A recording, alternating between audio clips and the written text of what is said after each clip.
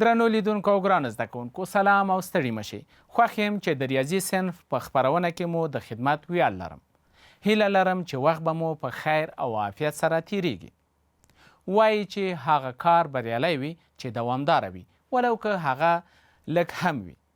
که فکر وکړو نو موږ او تاسې همدا خبره عملي کړې او د 12م ټولګي ریاضي له لومړي درس څخه تر دې دمه مو خپلو درسونو ته دوام ورکړی او دا سلسله به جاري ساتو. که په لنډ ډول یې یادونه وکړم نو موږ او تاسې د همدې خپرونې له لارې د لیمیټ، متمادیت، مشتق او انټګرال په څیر مهم موضوعات زده کړل او د کارولو ځایونه مو وپېژندل. دا چې څه مو زده کړي دي نو ستاسې د کلک هوډ او ارادې ثمره ده. هغه څوک چې اراده او موخه ونه لري هیڅکله د بریا پوړیو ته نشي رسېدلی. دا چې زموږ د درسونو لړۍ د انټګرال ته کارولو رسېدلې ده، د همدې موضوع اړوند به نن بیا هم ولولو. راځئ چې خپل درس د موخو په لیدو سره پیل کړو. د زده کړې موخې. زده کوونکي به د درس تر پای وکولی شي چې د یوې منحني د قوس اوږدوالی محاسبه کړي. د پارامتریک معادلو په مرسته د قوس اوږدوالی پیدا کړی شي. ګرانو زده کوونکو، په دې خپرونه کې غواړو چې د انټګرال او انټګرال نیونې د طریقو په مرسته د قوس اوږدوالی پیدا کړو. سربیره پر دې په دغه درس کې به دا هم زده کړو چې که د یوې منحني د پارامتریک معادله راکړل شوې وي نو طول به یې څه ډول پیدا کړو. که چیرې مو د خپرونې تر پایه راسره ملتیا وکړه دا ټول موضوعات زده کولی شئ. موږ او تاسې په ډېرې اسانۍ سره کولی شو چې د یوې مستقیمې کرښې طول پیدا کړو. خو آیا دا کولی شو چې د یو قوس یا منحني طول هم پیدا کړو؟ په دې پوهیږو چې ټول مسیرونه او فاصلې مستقیمې نه دي، بلکې د منحني او قوس شکل هم لري. که شکل ته ځیر شئ نو دویم شکل مستقیمه کرښه او لومړی او دریم منحني کرښې تشکیلوي. په همدې ترتیب هغه مسیر چې الوتکه ورباندې الوتنه کوي معمولا منحني شکل لري چې د واټن پیدا کول یې اړین دي. ګلالو زده کوونکو، اوس غواړو دا وښیو چې څنګه کولی شو د ټوټه کرښو په مرسته یوه منحني سره نږدې کړو. لکه څنګه چې په شکل کې وینئ د تابع ګراف یوه هواره کرښه ښیي، یعنې تابع مشتق منونکې ده. له همدې امله کولی شو چې د دې منحني طول د قطع خطونو په وسیله سره نږدې کړو. وګورئ، په لومړي سر کې د خطونو شمیر لږ په پام کې نیسو چې نږدېوالی په سمه توګه صورت نه نیسي، یعنې د قطع خطونو اوږدوالی د منحني د اوږدوالي سره ډیر توپیر لري. خو هر څومره چې د تقسیم بندۍ شمیر زیات کړو خطونه هم ورسره زیاتیږي او نږدېوالی یا تقریب په سم ډول صورت نیسي. موږ د تقسیم بندۍ شمیر تر 100 پورې په پام کې نیسو چې خطونه د منحني د پاسه تقریبا منطبق شوي دي. فکر وکړئ، که چیرته ان لای تناهي ته تقرب وکړي نو په دې صورت کې د خطونو د طول مجموعه د منحني طول ته تقرب کوي. درنو لیدونکو، اوس د همدې مفهوم له مخې د منحني د قوس د طول د پیدا کولو لپاره فرمول ثبتوو. تاسې ورته پام وکړئ.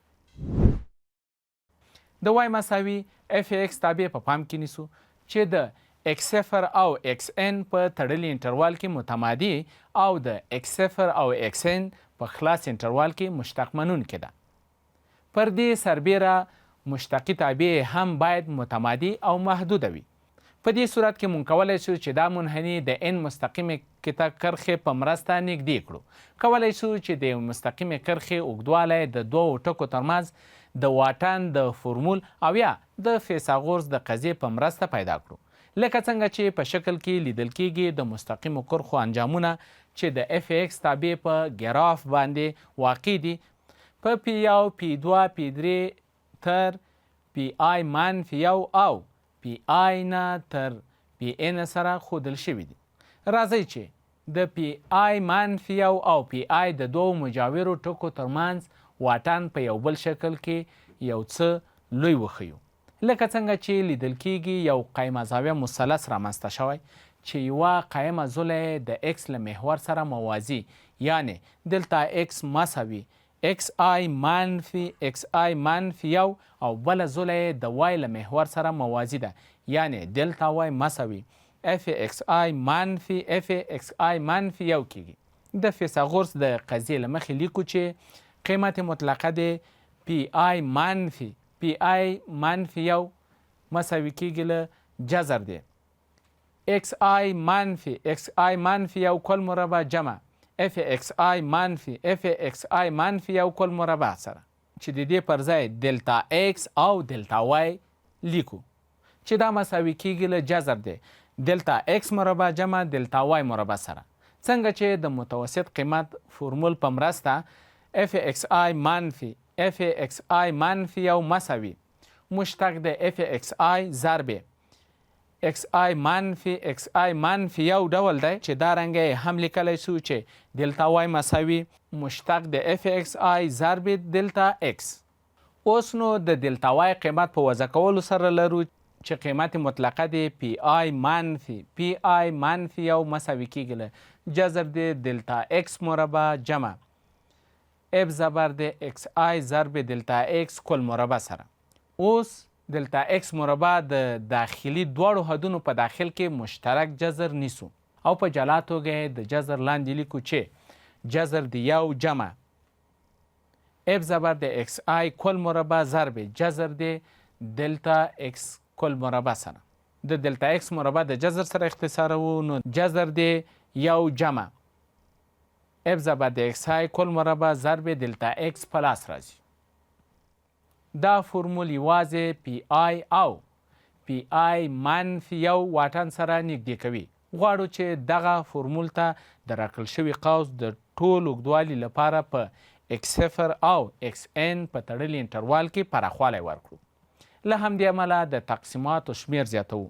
که چیرته د قوس طول په ایل سره وښیو، کله چې ان تقرب لای تناهي ته وکړي، نو لیکو چې ایل مساوي لیمیت د مجموعه د آی مساوي یو نه تر ان پورې قیمت مطلقه د پی آی منفي یو کله چې ان تقرب لای تناهي ته وکړي، چې دا مساوي کیږي لیمیت د مجموعه د آی مساوي یو نه تر ان پورې جذر د یو جمع اف زبر د اکس آی کل مربع ضرب دلتا اکس کله چې ان تقرب لای تناهي ته وکړي.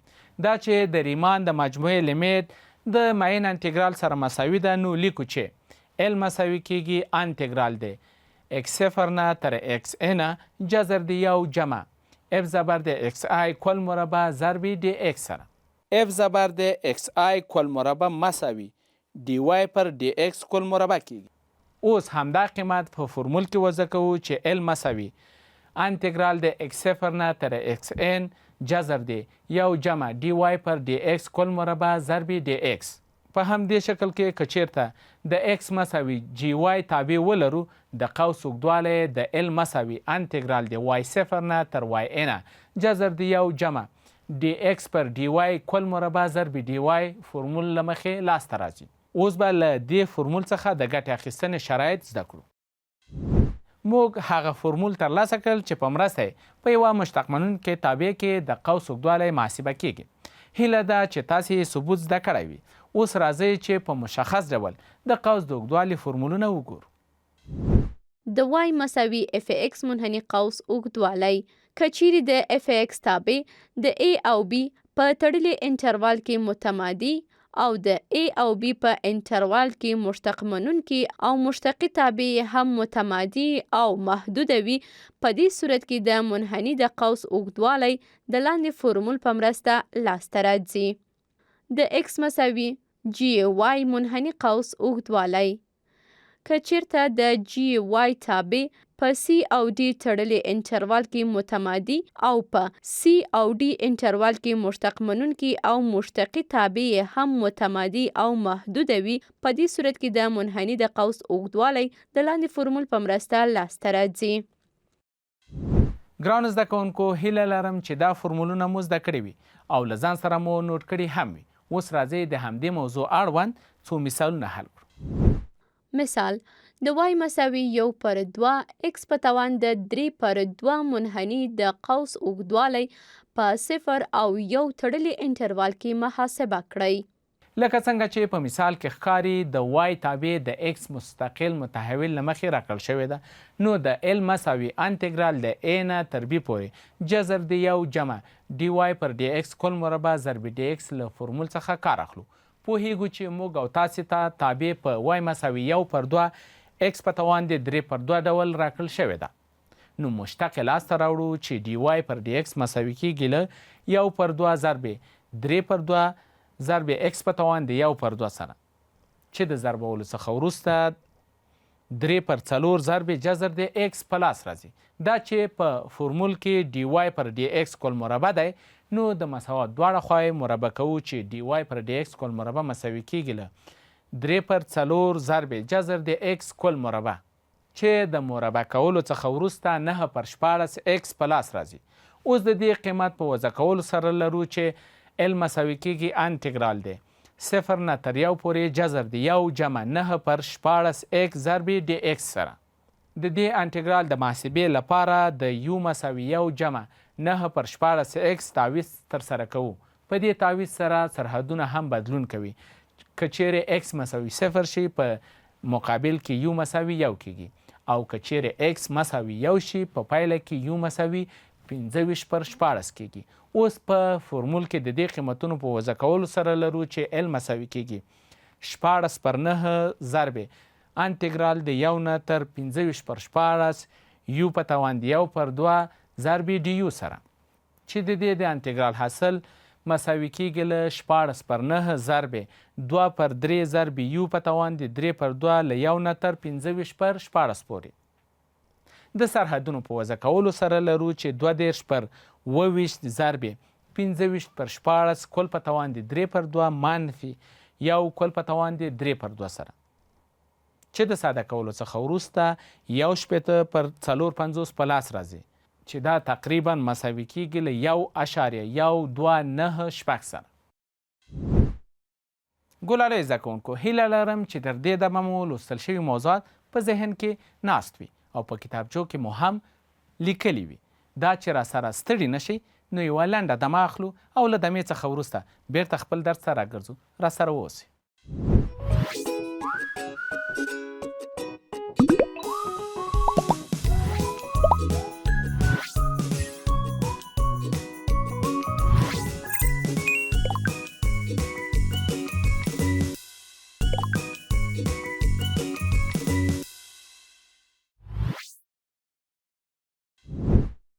درنو لیدونکو او ګرانو زده کوونکو، یو ځل بیا هم خپرونې ته ستړي مه شئ. د خپرونې په دې برخه کې د قوس د اوږدوالي پارامتري معادله لاسته راوړو، خو له هر څه وړاندې باید پارامتریک معادله وپیژنو چې څه شی ده. پارامتریک معادله د قوس یا منحني توضیح کول د بل مستقل متحول په مرسته د پارامتر په نوم یادیږي. په دې طریقه کې هر مختصه جلا د پارامتر په پام کې نیولو سره پیژندل کیږي. د وای مساوي اف ایکس رابطه چې وای له ایکس څخه یوه تابع ښیي په پارامتري شکل د ایکس مساوي اف ټي او وای مساوي جي ټي په ډول لیکو. یعنی ایکس او وای هر یو په جلا ډول د ټي په څیر چې معمولا وخت د یو مستقل متحول له مخې تعریفوو. په دې معادلو کې ټي پارامتر ښیي او اف ټي او جي ټي دا بیانوي چې متحرک په ټي راکړل شوي وخت کې نظر د ایکس او وای محور ته په کوم موقعیت کې واقع ده. د مثال په ډول ایکس مساوي آر ضرب کوساین ټي او وای مساوي آر ضرب ساین ټي، داسې چې ټي شامل په 0 او 2 پای تړلي انټروال کې پارامتري معادله د آر په شعاع سره یوه دایره ښیي. په ځینو وختونو کې موږ کولی شو چې یوه یا څو پارامتریک معادلې د کارتیزیني سیستم د یوې معادلې لپاره د ایکس او وای له جنسه ولیکو. اوس راځئ چې د دایرې پارامتریک معادله د دایرې په کارتیزیني معادله بدله کړو چې ایکس مربع مساوي آر ضرب کوساین ټي کل مربع کیږي، چې په پایله کې ایکس مربع مساوي آر مربع ضرب کوساین مربع د ټي په لاس راځي، او وای مربع مساوي کیږي له آر ضرب ساین ټي کل مربع سره، چې په پایله کې وای مربع مساوي کیږي له آر مربع ضرب ساین مربع د ټي سره. دواړه رابطې سره جمع کوو چې په نتیجه کې ایکس مربع جمع وای مربع مساوي کیږي له آر مربع ضرب کوساین مربع د ټي جمع آر مربع ضرب ساین مربع د ټي سره کیږي. په ښي لوري کې آر مربع مشترک نیسو چې ایکس مربع جمع وای مربع مساوي کیږي له آر مربع ضرب کوساین مربع د ټي جمع ساین مربع د ټي سره. او د مثلثاتو له درسونو څخه پوهیږو چې کوساین مربع د ټي جمع ساین مربع د ټي مساوي کیږي له 1 سره. نو پر ځای قیمت لیکو چې ایکس مربع جمع وای مربع مساوي ده له آر مربع ضرب 1 سره چې په نتیجه کې 1 ضرب آر مربع مساوي له آر مربع سره کیږي. نو په پایله کې ایکس مربع جمع وای مربع مساوي آر مربع په لاس راځي. پام مو وي چې مونږ کولی شو د دایرې پارامتریک معادلې څخه کارتیزیني معادله هم لاسته راوړو. په همدې ترتیب کولی شو چې له یوې کارتیزیني معادلې څخه پارامتریک معادله لاسته راوړو. اوس پوښتنه دا ده چې پارامتریک معادله ولې اړینه ده؟ د دې پوښتنې د ځواب لپاره به څو مهم ټکي په شریکه سره وګورو. ورته ځیر شئ. د پارامتریک معادلو ارزښت. لومړی د پارامتریک معادلو په مرسته پیچلې منحنیګانې تشریح کیږي. ډیرې منحنیګانې د وای مساوي اف ایکس د رابطې په بڼه نه لیکل کیږي، خو پارامتریک معادلې دغه محدودیت نه لري. دویم، په فزیک او انجینرۍ کې زیاتره وختونه ټي د وخت په معنا ده. پارامتریک معادلې د یو جسم ځای، سرعت او تعجیل په هره شیبه کې ټاکي. دریم، پارامتریک معادلې په درې بعدي فضا کې سطحې او منحنیګانې په ساده ډول توضیح کوي. څلورم، د پارامتر ټاکنه ډیره انعطاف منونکې وي.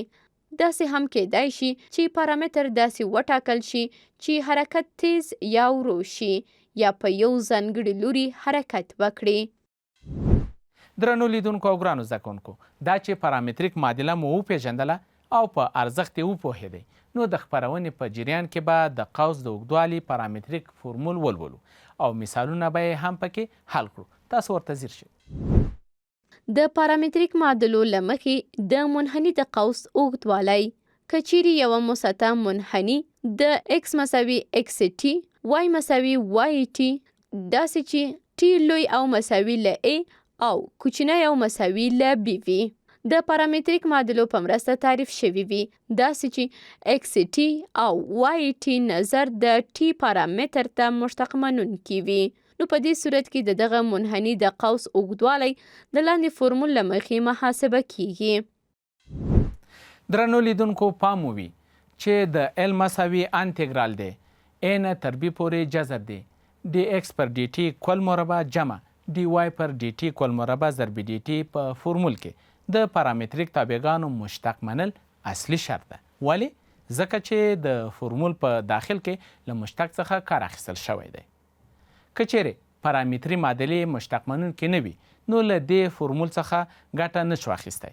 اوس راځئ چې د همدې فورمول له مخې څو مثالونه حل کړو.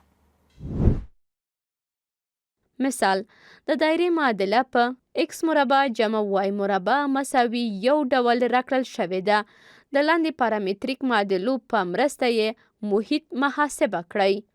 پوهیږو چې دایره یوه منحني ده، نو د قوس د فورمول له مخې د راکړل شوې دایرې د محیط اوږدوالی پیدا کوو. که د دایرې محیط په پی سره وښودل شي او پارامتر یې په تیتا سره فرض کړو، نو د دغه منحني پارامتریک فورمول د پی مساوي انټګرال د 0 نه تر 2 پای جذر دی D x پر डी تیتا کل مربع جمع डी واي پر डी تیتا کل مربع ضرب डी تیتا شکل غوره کوي. په دې فورمول کې د ایکس او وای مشتق د تیتا له مخې لازم ده. نو لرو چې ایکس مساوي کوساین د تیتا چې د دې مشتق یعنی D x پر डी تیتا مساوي منفي ساین د تیتا سره کیږي، او د وای مساوي ساین د تیتا مشتق یعنی डी واي پر डी تیتا مساوي کیږي له کوساین د تیتا لاسته راځي. لاسته راغلي قیمتونه په فورمول کې وضع کوو، نو لاسته به راشي چې پی مساوي انټګرال د 0 نه تر 2 پای جذر دی منفي ساین د تیتا کل مربع جمع کوساین د تیتا کل مربع ضرب डी تیتا سره، چې دا کولی شو په دې شکل هم ولیکو چې پی مساوي کیږي انتګرال د 0 نه تر 2 پای جذر دی ساین مربع د تیتا جمع کوساین مربع د تیتا ضرب ډي تیتا سره. پوهیږو چې ساین مربع د تیتا جمع کوساین مربع د تیتا مساوي یو ده، نو پر ځای قیمت یعنی یو وضع کوو چې په نتیجه کې انتګرال د 0 نه تر 2 پای یو ضرب ډي تیتا کیږي چې د دې د انتګرال حاصل تیتا له 0 نه تر 2 پای پورې په لاس راځي. د سرحدونو په وضع کولو سره لرو چې 2 پای منفي 0 مساوي 2 پای په لاس راځي. په پایله کې د انتګرال او د قوس د طول پارامتریک فورمول په مرسته مو پیدا کړل چې د واحد شوا په درلودلو سره د دایرې د محیط اوږدوالی د 2 پای سره مساوي دی. ګرانو زده کوونکو، هیله لرم چې د مثال په حل به پوهېدلي یاستئ. دا چې په موضوع باندې لا ښه وپوهیږئ او له دې فورمول څخه په اسانۍ سره ګټه واخلئ. نو پام وکړئ چې یو بل مثال هم درته حل کړم. مثال د یو منحني پارامتریک معادلې په لاندې ډول راکړل شوي دي. په اړوند انټروال کې یې د قوس اوږدوالی محاسبه کړئ. لکه څنګه چې په مثال کې وینو چې د منحني پارامتریک معادله راکړل شوې او د منحني اوږدوالی د 0 او 1 په تړلي انټروال کې غوښتل شوی. فورمول لرو چې ال مساوي انټګرال د a نه تر b پورې جذر دی dx پر dt کل مربع جمع dy پر dt کل مربع ضرب dt. په دې مثال کې سرحدونه له 0 څخه تر 1 پورې راکړل شوي دي او د t پارامتر مشتق نظر x او y ته پیدا کوو چې x مساوي t پر 15 کیږي او مشتق یعنی dx پر dt مساوي 1 پر 15 په لاس راځي او y مساوي 3t پر 15 کیږي چې مشتق یعنی dy پر dt مساوي 3 پر 15 په لاس راځي. اوس چې دا قیمتونه په فورمول کې وضع کړو نو ال مساوي انټګرال د 0 نه تر 1 پورې جذر دی 1 پر 15 کل مربع جمع 3 پر 15 کل مربع ضرب dt په لاس راځي چې د توان د رفع کولو څخه وروسته ال مساوي انټګرال د 0 نه تر 1 پورې جذر دی 1 پر 15 جمع 9 پر 15 dt کیږي چې د جمع کولو څخه وروسته ال مساوي انټګرال د 0 نه تر 1 پورې جذر دی 10 پر 15 dt په لاس راځي. پوهیږو چې د 15 جذر 15 ده، له جذر څخه خلاصو چې په نتیجه کې انټګرال د 0 نه تر 1 پورې جذر د 10 پر 15 dt په لاس راځي چې د انټګرال حاصل جذر د 10 پر 15 t له 0 نه تر 1 پورې په لاس راځي. د سرحدونو په وضع کولو سره لرو چې جذر د 10 پر 15 ضرب دی 1 منفي 0 کیږي چې د ساده کولو څخه وروسته ال مساوي جذر د 10 پر 15 په لاس راځي. ګرانو زده کوونکو او قدرمنو لیدونکو، هیله ده چې په خپرونه کې راټول شوي موضوعات مو خوښ شوي وي او زده کړي به مو وي. دا چې د خپرونې د پای شیبې دي نو د درس مهم ټکي درته یو ځل بیا تکراروم. ورته ځیر شئ. د زده کړې پایلې زده کوونکو زده کړل چې که چیرې د اف ایکس تابع د a او b په تړلي انټروال کې متمادي او د A او B په انټروال کې مشتق منونکي او مشتقي تابع هم متمادي او محدوده وي، په دې صورت کې د منحني د قوس اوږدوالی د لاندې فورمول په مرسته لاسته راځي. که چیرې د جی واي تابع په C او D تړلي انټروال کې متمادي او په C او D انټروال کې مشتق منونکي او مشتقي تابع هم متمادي او محدوده وي، په دې صورت کې د منحني د قوس اوږدوالی د لاندې فورمول په مرسته لاسته راځي. درنو لیدونکو او ګرانو زده کوونکو، دا وه ستاسې لپاره زموږ چمتو شوې خپرونه. تر بلې خپرونې چې بیا ستاسې په درانه خدمت کې د یو نوي درس سره حاضرېږم، تاسې په لوی او بخښونکي رب سپارم. د الله په امان.